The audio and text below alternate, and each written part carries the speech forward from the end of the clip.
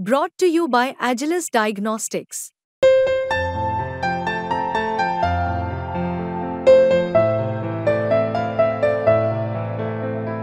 Agilus Diagnostics. खोटी कागदपत्र वापरून अपंगत्व आणि आरक्षणाचा फायदा घेऊन आय झालेल्या पूजा खेडकर प्रकरणात आता नवी अपडेट आलेली आहे।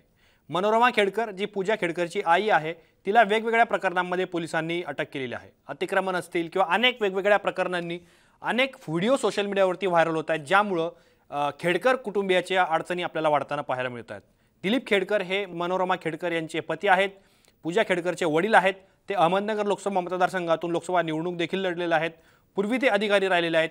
आता आई आणि मुलगी या दोन खेडकर कुटुंबातल्या व्यक्तींच्या कारनामे समोर आल्यानंतर आता दिलीप खेडकर जे पूर्वीचे अधिकारी आहेत त्यांचेही सुद्धा कारनामे समोर येण्यास सुरुवात झालेली आहे। याचं कारण एसीबीने दिलीप खेडकर यांची चौकशी सुरू केलेली आहे आणि त्या माध्यमातून एका वकिलाला सुद्धा एसीबीने जबाब नोंदवण्यासाठी समोर आणलेलं आहे। यापूर्वी दोन वेळेस दिलीप खेडकर यांचं निलंबन झालेलं होतं आणि त्यानंतर आता त्यांचे कारनामे सुद्धा समोर यायला सुरुवात झालेली आहे। तर एकूणच आपण जर संपूर्ण बघितलं तर वडील, आई आणि मुलगी या एकाच कुटुंबातील तीनही खेडकर व्यक्ती जे आहेत ते आता संकटात सापडलेले आहेत, त्यांच्यावरती कारवाई होण्याची शक्यता आहे। परंतु आपण आता प्रामुख्याने जर बघितलं तर दिलीप खेडकर यांचं यापूर्वी दोनदा निलंबन कशामुळे झालेलं होतं आणि त्यांची कारकीर्द ही कुठल्या कुठल्या कारणामुळे गाजलेली होती याचा सुद्धा आता खुलासा झालेला आहे। हे सगळं प्रकरण नेमकं काय आहे, दिलीप खेडकर यांची कारकीर्द कशी गाजली, त्यांचं निलंबन का झालं, हे सगळं आपण समजून घेऊया पुढच्या काही मिनिटांमध्ये। नमस्कार, मी आतिक आणि मुंबई तकमध्ये तुमचं स्वागत आहे। तर दिलीप खेडकर यांचं 2018 साली पहिल्यांदा निलंबन झालेलं होतं।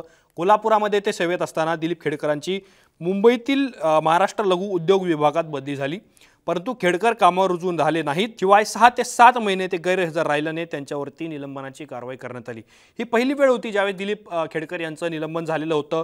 त्यानंतर 2020 मध्ये खेडकरांचं निलंबन झालं। वेगवेगळ्या भ्रष्टाचाराच्या प्रकरणांमध्ये अडकल्याने आणि चौकशी सुरू झाल्यामुळे 24 फेब्रुवारी 2020 मध्ये दिलीप खेडकरांना सेवेतून निलंबित करण्यात आलं होतं। परंतु काही काळानंतर दिलीप खेडकरांना पुन्हा एकदा सेवेत सामावून घेण्यात आलं। तर 2018 आणि 20 या दोनदा अशा वेळेस दिलीप खेडकर यांना निलंबित करण्यात आलेलं होतं। पहिलं कारण होतं की त्यांची बदली झाली मुंबईमध्ये, परंतु ते सेवेत रुजू झाले नाहीत। 6 ते 7 महिने ते गैरहजर राहिले। पहिली वेळ जी होती त्यांची निलंबित होण्याची, दुसऱ्या वेळेस ते भ्रष्टाचाराच्या एक प्रकरण नव्हती तर अनेक प्रकरणं होती आणि त्या प्रकरणांची चौकशी सुद्धा सुरू झालेली होती। त्यामुळे 2020 मध्ये दिलीप खेडकर यांना पुन्हा निलंबित करण्यात आलेलं होतं आणि 31/5/2023 म्हणजेच मागच्या वर्षी दिलीप खेडकर यांना सक्तीची सेवानिवृत्ती देण्यात आलेली होती। याचं कारणही असंच होतं की विविध प्रकरणांमध्ये चौकशी सुरू असताना सेवा संपण्यापूर्वी दिलीप खेडकरांना विभागाकडून सक्तीची निवृत्ती देण्यात आली। प्रादेशिक अधिकारी पदावरून सेवानिवृत्त झाल्यानंतरही दिलीप खेडकरांची चौकशी सुरू राहिलेली होती। तर दिलीप खेडकर यांचं एकच प्रकरण आहे की ते सेवेवर बदली झाले आणि रुजू झाले नाही, तर वेगवेगळे भ्रष्टाचाराची प्रकरणं होती, त्यातून चौकशी सुरू झालेली होती आणि त्यामुळे कुठेतरी सरकारची परिणामी विभागाची प्रतिमा मलिन होते का असा सुद्धा प्रश्न उपस्थित होता आणि त्यामुळे 31 मे 2023 मध्ये दिलीप खेडकर यांना सक्तीची सेवानिवृत्ती देण्यात आली। आता आपण बघितलं की दोनदा निलंबन आणि एकदा सेवानिवृत्ती देण्यात आली, पण आता दिलीप खेडकर यांचे नेमके कारनामे काय आहेत, त्यांनी कुठल्या गोष्टीमुळे ते चर्चेत आले, कुठल्या गोष्टीमुळे त्यांच्यावरती कारवाईची टांगती तलवार ही आपल्याला लटकल्याचं पाहायला मिळालं। तर पहिला कारनामा त्यांचा जो होता तर मुंबईत क्षेत्रीय अधिकारी पदावर कार्यरत असताना दिलीप खेडकरांनी 300 ते 400 छोटे उद्योग चालवणाऱ्या मालकांना आणि काही उद्योगपतींना अवैधरित्या पैशांची मागणी केली होती। याबद्दल 6/10/2015 रोजी एका राज्यमंत्र्याने खेडकरांची तक्रार तत्कालीन मुख्यमंत्री देवेंद्र फडणवीस यांच्याकडे केलेली होती। तर पहिली जी तक्रार होती, पहिल्यांदा जे दिलीप खेडकर यांचं नाव समोर आलं ते 2015 मध्ये 300 ते 400 छोटे उद्योगपती असतील, छोटा उद्योग करणारे काही लोक असतील आणि काही उद्योगपती असतील, त्यांना एक प्रकारे ब्लॅकमेलिंग करून त्यांना अवैधरित्या खंडणी किंवा पैशांची मागणी ही दिलीप खेडकर यांनी केलेली होती आणि त्यामुळे या प्रकरणाची तक्रार तत्कालीन राज्यमंत्री जे एक होते त्यांनी मुख्यमंत्री देवेंद्र फडणवीस त्या काळचे त्यांच्याकडे केलेली होती। आणि त्यानंतर दुसरी जी तक्रार होती ती पुण्यातल्या सुप्रभा कंपनीने 13 मार्च 2019 रोजी दिलीप खेडकरांनी 20 लाख रुपयांची लाच मागितल्याची तक्रार केलेली होती। परिणामी दिलीप खेडकरांची चौकशी करण्याचे आदेश विभागीय कार्यालयातून देण्यात आले। पहिल्यांदा तक्रार झाली ती 2015 ला, दुसऱ्यांदा तक्रार झाली ती 2019 ला आणि 19 ला जी पुण्यातल्या सुप्रभा कंपनीने जी तक्रार दिली दिलीप खेडकर यांच्या विरोधात, त्यानंतर विभागीय चौकशी दिलीप खेडकर यांची सुरू करण्यात आली होती। आणि तिसरी महत्त्वाची तक्रार होती ती म्हणजे कोल्हापुरात सेवेत असताना वीज आणि पाणी पुरवठा कायम ठेवण्यासाठी दिलीप खेडकरांनी काही उद्योगपतींकडे 25 ते 50 हजार रुपयांची लाच मागितली होती।